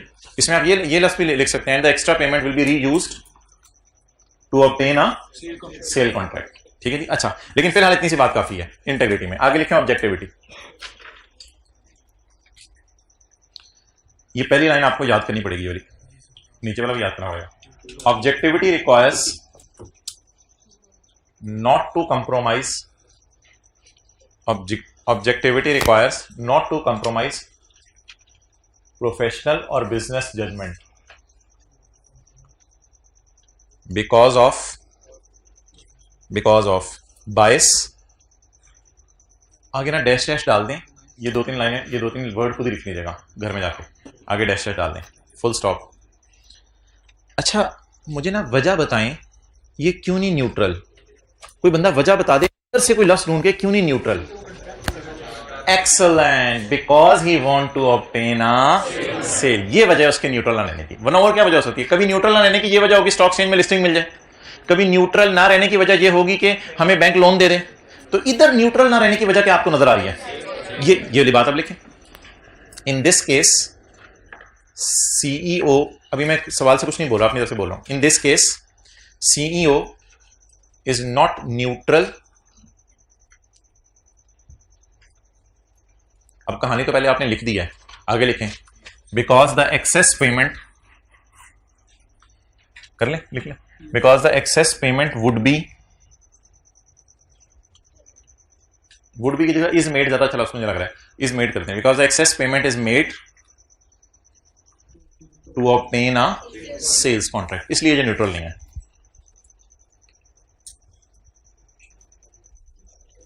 ठीक है, तीसरा इंशाल्लाह कल लिख लेते हैं। तीसरे की हेडिंग दे दें, प्रोफेशनल बिहेवियर। तो होमवर्क हो गया, पास पेपर का क्वेश्चन 2। ठीक है, टेस्ट भी देना है ना आपने।